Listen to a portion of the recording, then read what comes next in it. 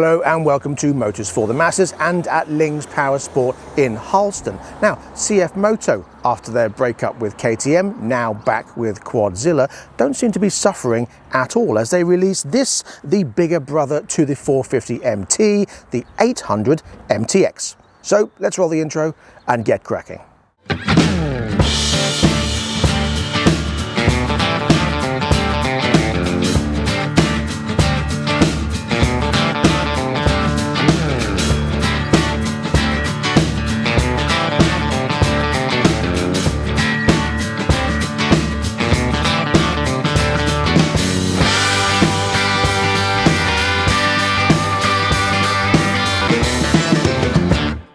Following the trend of many, the MTX is powered by a liquid-cooled parallel twin 799cc LC8C engine as found in the KTM 790 Adventure, the one that doesn't have cam issues. Developing 94 brake horsepower and 64 pounds-foot of torque with a twin balancer shaft to reduce engine vibrations.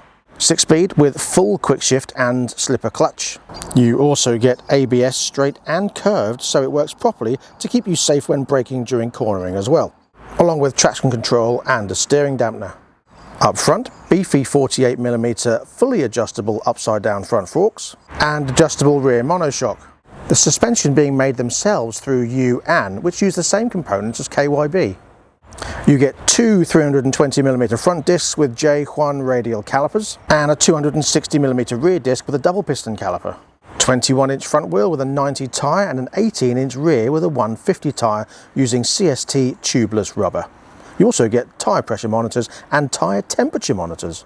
It's quite a big bike with quite a lot of presence. 2.28 metres long, 945mm wide, 1.4 metres tall. Seat height is between 830 and 870 depending which model you go for, but they come standard with 830. 240mm of ground clearance as well, so that's quite decent, I would say. Now I'm 5'10.5", 31.5-inch inside leg.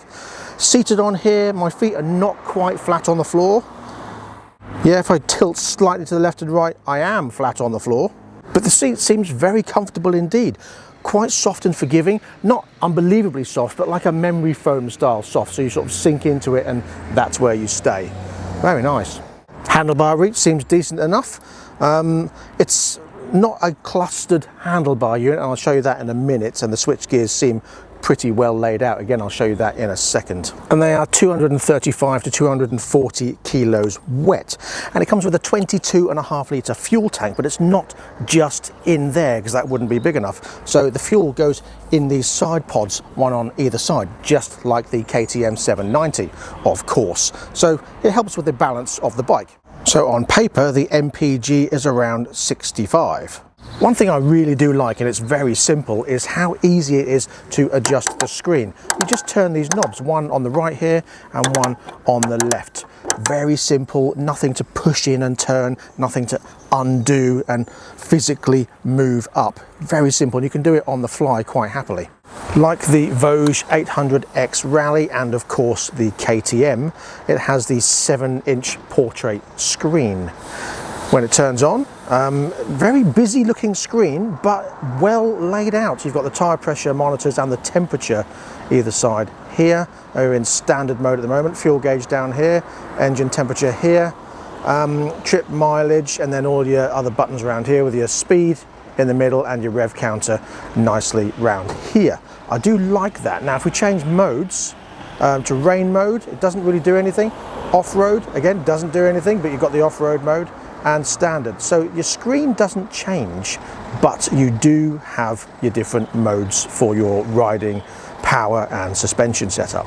Using the left-hand switch gear, you can go into the settings quite happily and see what you've got. So we've got night mode, whether you want to change to miles per hour or kilometers per hour, Bluetooth connection, brightness, time settings, language. You've got your sat-nav through your phone, so you can connect your phone to the bike, like again, a lot of things these days.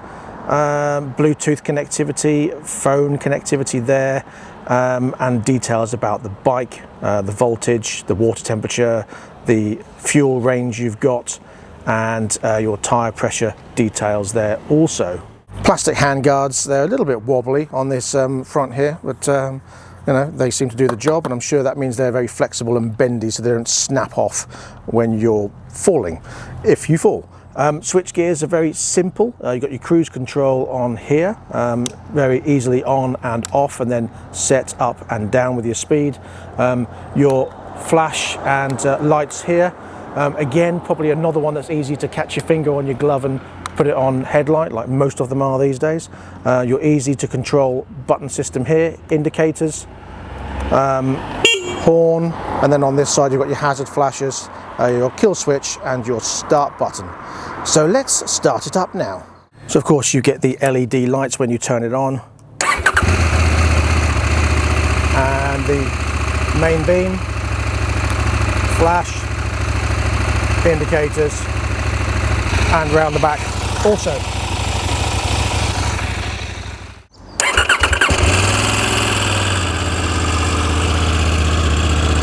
Familiar clutch chatter sound. Let that warm up a second.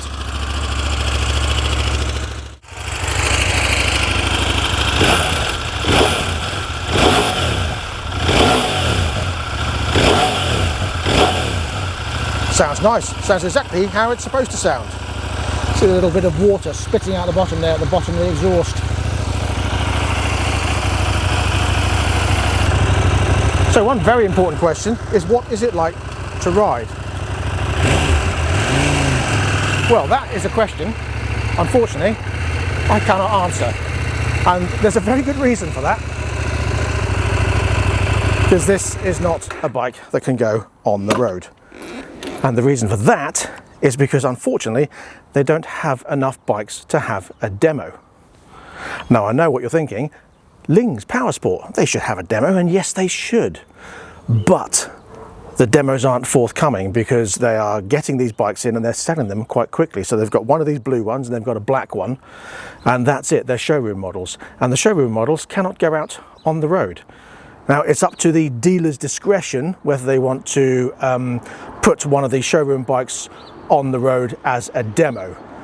And it's not Ling's policy to put a showroom bike on as a demo. So they have to wait for, nice Aston Martin, wait for the demo bikes to come through, which is not forthcoming as yet, unfortunately. And they still don't have a 450MT demo either, despite having several in the showroom. Unfortunately, I'm not going to be able to ride the bike today, but I will do. Now, Ling's in Harleston is my local dealer, and they're still an hour away from me, so I don't know any other dealers without going 2 or 3 hours to ride one. So I'm going to sort that out at a later date, but for now, unfortunately, I can't ride it on the road or off-road, but I'm trying to get hold of CFMoto direct to see if I can get one as well. But at the moment, they are lacking in models to stick in showrooms to be able to have enough to put on demos. So at the moment, it's not going to happen for me. Now, I know other people have ridden them, but as I say, it's up to the dealer to take one of their stock and stick it on as a demo for people to ride. And it's not Ling's policy for that to happen, sadly. So I can't ride it on or off the road at the moment. But there you go. Disappointed? Yes. I bought them a bike gear as well, just in case, and unfortunately they can't do it.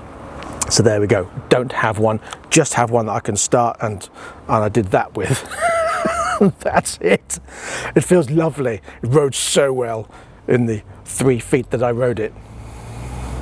Anyway, what else has it got, and how much is it, and what's it up against? You have a USB-A and a USB-C socket on the side of the headlight unit there, protected nicely by the screen and this side screen as well. With the scrambler style plastic mudguard here, you've got it going around the back here, so it protects anything flying up onto the radiator grille. And then you've got this rather large metal alloy sump guard there, protecting the whole of the exhaust and the bottom of the engine, and then these sort of plastic guards on the side protecting the additional fuel storage. So this is metal alloy, and then this is plastic, but it seems quite sturdy and substantial, so I should imagine that'll take a knock quite well.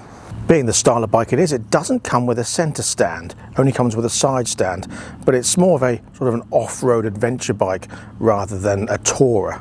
So at a price of £8,299 on the road with a 4-year parts and labour warranty, what's it up against? Well, for one, you have its twin, the KTM 790 Adventure, pretty much the same bike, but that is £1,200 more at £9,500. The Vosges 800X Rally, which is £1,100 cheaper at £7,199 on the road, or the Cove 800X Rally at £9,499, both with half the warranty years being 2 years. However important that is. Of course, it all depends on the conditions of the warranty you get. And of course, the Suzuki V-Strom 800DE, the comparative dual sport version, that is £9,999. Or the Honda Transalp XL 750 at £9,899, both with longer warranties, again, whatever difference that makes for you. So there we go. Hopefully CFMoto or Lings can get a demo sorted out as soon as possible, because I want to get out on the road on this and try it off-road as well. So fingers crossed I can get hold of someone at CFMoto and get that sorted out quite quickly before they launch the 800MT-X, hopefully. But let's see. And that brings me to the end of this episode. Thanks for watching. Don't forget to like, subscribe and share. Click the notification bell for more uploads, and I will see you next time for more. So until then, please ride and drive carefully, but have fun. Bye-bye.